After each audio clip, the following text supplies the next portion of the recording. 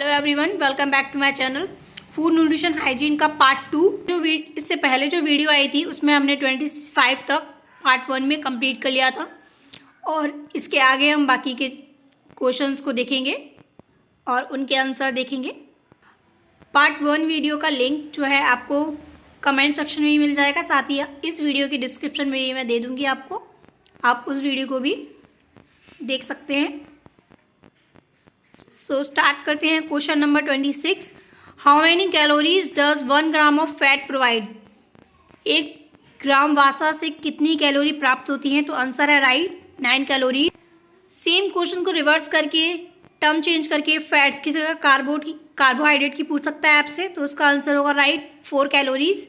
तो इसी तरह से इजीएस्ट क्वेश्चंस जो है एग्जाम में आपसे पूछे जाते हैं कैलोरीज बेस्ड पर। फैट्स की कैलोरी पूछ ली या फिर आपसे प्रोटीन की कैलोरी पूछ ली या कार्बोहाइड्रेट की। Question number 27, what is the balance diet for each person?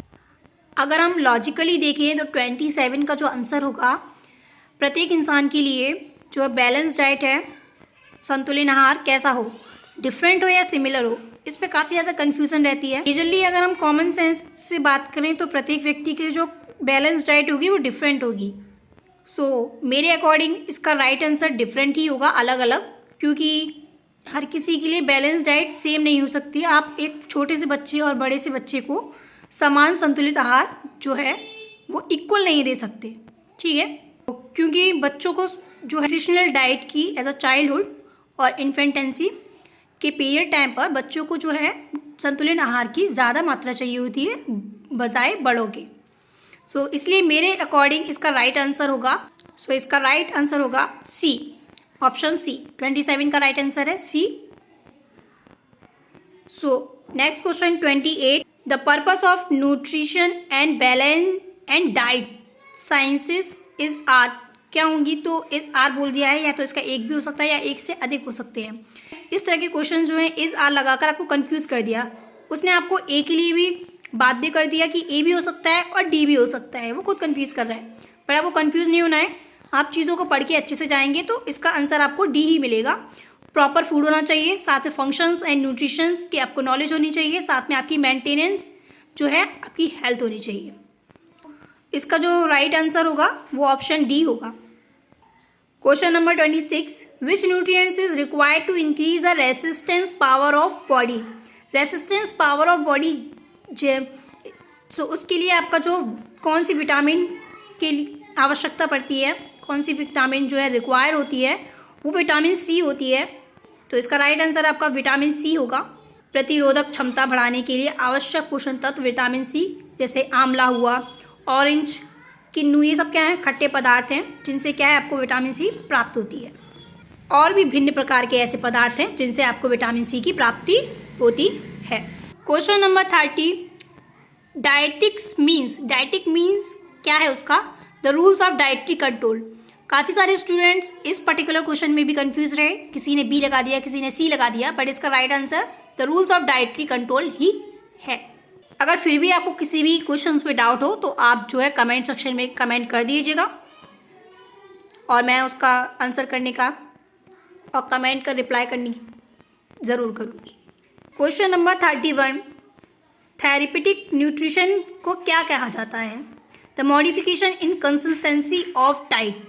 इस पर्टिकुलर क्वेश्चन में भी कई स्टूडेंट्स ने डी ऑप्शन प्रेफर किया है, बट इसका राइट आंसर बी होगा। अगर आप ध्यान से पढ़ें क्वेश्चन को कि therapeutic nutrition it is called, क्या कहा जाता है? कंसिस्टेंसी ऑफ डाइट, आहार में सघनता में रूपांतरण। थेरेपेटिक न्यूट्रिशन जो है वो कंट्रोल इनटेक किस तरह से करता है? द कंसिस्टेंसी ऑफ डाइट, ठीक है, तो इसका राइट आंसर आपका बी ही होगा, ठीक है। Question number 32, what are are physical changes that occur during pregnancy? क्या चेंजेस देखने को मिलते हैं? ट्रांसपोर्ट, मेटाबॉलिज्म, हार्मोनल, ये सभी चेंजेस जो है उपयुक्त हमें शरीर में देखने को मिलते हैं।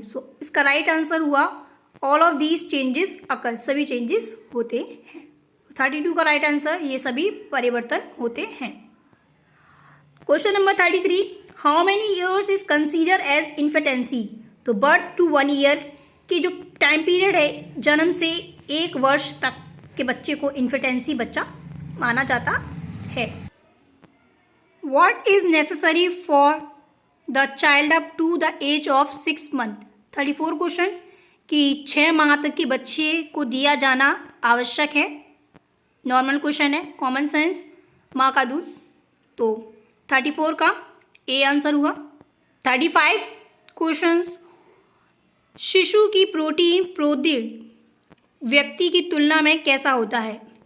What is the protein required for an infant compared to that of an adult?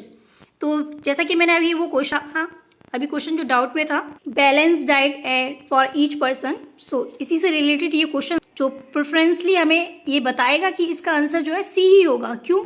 जैसे आगे पढ़ते हैं हम इस क्वेश्चन में कि what is the protein requirement of infant compare to that of an adult? तो मोर होगा। क्यों? क्योंकि बच्चे को जो है प्रोटीन की रिक्वायरमेंट एज अ एडल्ट से ज़्यादा होती है। और साथ में आपसे ये पूछा सकता है कि इन्फेंट की जगह आपको वो चाइल्ड लिख के दे देगा, तो चाइल्ड की भी जो है रिक्वायरमेंट प्रोटीन की वो एडल्ट से ज़्यादा होती है। आप देख पा रहे हैं ऑर्डर को, डिक्रीजिंग ऑर्डर बनाया है कि इन्फेंट्स की सबसे ज़्यादा, फिर उसके बाद चाइल्ड, और चाइल्ड से भी कम एडल्ट को, सबसे ज़्यादा इन्फेंट, फिर उससे चाइल्ड, फिर चाइल्ड के बाद सबसे कम एडल्ट को। तो ये डिक्रीजिंग ऑर्डर है। तो इस तरह से आपको समझ में आ गया होगा। Question number 36, after what age a child eat solid food? तो सॉलिड फूड कब खा सकता है? आफ्टर 1 साल के बाद। Question number 37, how much vitamin C should give to a pregnant women? तो कितनी देनी चाहिए? 80 milligram at the age of 18 years old पर उसे 80 मिलीग्राम देनी चाहिए। साथ ही में अगर फीमेल 1 साल 19 ईयर्स एज पे हो तब उसे 85 mg देना चाहिए। तो रिवर्स होकर आपसे ये क्वेश्चन पूछा जा सकता है। तो इसी तरह से छोटे छोटे क्वेश्चंस को रिवर्स करके ही आपसे न्यू क्वेश्चंस न्यू ईयर्स में पूछे जा सकते हैं। Question number 38, nutrient that is not found in milk? कौन सा न्यूट्रिएंट पाया नहीं जाता है? वो विटामिन सी। बाकी सभी पदार्थ पाए जाते हैं। तो रिवर्स करके आपसे पूछा जा सकता है क्वेश्चंस को, विटामिन सी हटाकर बाकी आपसे पूछ लिया है कि कौन कौन से पदार्थ जो हैं हमारे मिल्क में पाए जाते हैं। ये क्वेश्चन एक इसी पेपर में पूछा भी जा चुका है। अगर आपने ध्यान से पढ़ा हो क्वेश्चन पेपर को तो आप देखेंगे। So question number 39, source of vitamin A, carrot is the right answer. कुछ क्वेश्चन डायरेक्ट टाइप भी आते हैं। Vitamin B1 deficiency cause which disease in humans? तो 14 क्वेश्चन का first A, beri is the right answer. ये scientific name है B1 beri, sorry beri is the disease, not a scientific name. So ये disease का name है जो humans में होती है, B1। इस तरह से विटामिन पे डिजीज़ में भी काफ़ी सारे क्वेश्चन पूछे जा सकते हैं कि रिकेट डिजीज़ किस विटामिन की डेफिशिएंसी से होती है? तो विटामिन डी। तो विटामिन का टॉपिक भी काफ़ी सारे क्वेश्चंस को कवर करता है इस पर्टिकुलर पेपर में। रैदरली साइंटिफिक नेम एक आध दो ही पूछे जा सकते हैं विटामिन ए, बी, सी के, बट नॉर्मली B1 B2 के शायद ही पूछे जाएँ। बट आप पढ़ेंगे या एक बार ग्रो थ्रू कर लेंगे अपने विटामिन के नेम्स को, जो मेरी वीडियो के आपको डिस्क्रिप्शन में मिल जाएगा सारे लिंक्स। तो आप विटामिन के टॉपिक्स, उनके साइंटिफिक नेम्स, कॉमन नेम, उनकी होने वाली डिजीज़ के सभी चीज़ें जो हैं आपको मेरी चैनल पर मिल जाएंगी। Vitamin A, question number 42, vitamin is found the most in which of the following? किस में पाया जाता है? Cold liver oil. तो विटामिन ए और डी में कोल्ड लिवर ऑयल पाया जाता है। ठीक है। What do calcium, phosphorus and vitamin D bull? तो इसका राइट आंसर है बोन्स के लिए एंड हमारे टीन्स के लिए विटामिन डी और कैल्शियम एंड फॉस्फोरस की आवश्यकता है, जो हमारे इन सभी का फॉर्मेशन करते हैं बोन्स एंड टीथ का। Question number 44, which of the following disease cause the deficiency of niacin? Vitamin 3। आपसे विटामिन 3 नियाचिन में पाई जाती है। ये क्वेश्चन भी रिवर्स होकर पूछा सकता है और इसकी डेफिशिएंसी प्लेग्रा होती है। How much calcium is required for the body of a healthy adult person? 300 mg।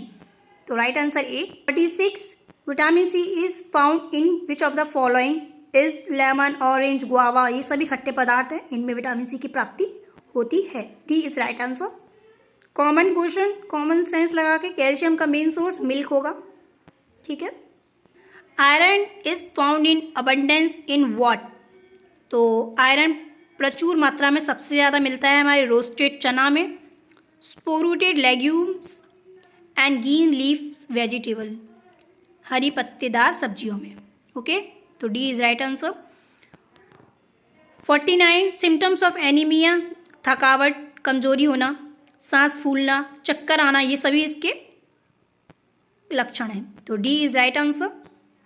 सो इस वीडियो का last question, goitre is cause due to deficiency of iodine. घेंगा रोग डैश की कमी के कारण, मतलब आयोडीन की कमी के कारण होता है। So thanks for watching. So next part जल्दी आएगा, इसी वीडियो के आपको डिस्क्रिप्शन में मिल जाएगा। आप जो है उसे वॉच आउट करके अपने कंप्लीट PYQ सेशन को कंप्लीट कर सकते हैं। So thanks for watching. अपने फ्रेंड के साथ ज़्यादा शेयर करें। मिलते हैं नेक्स्ट वीडियो में।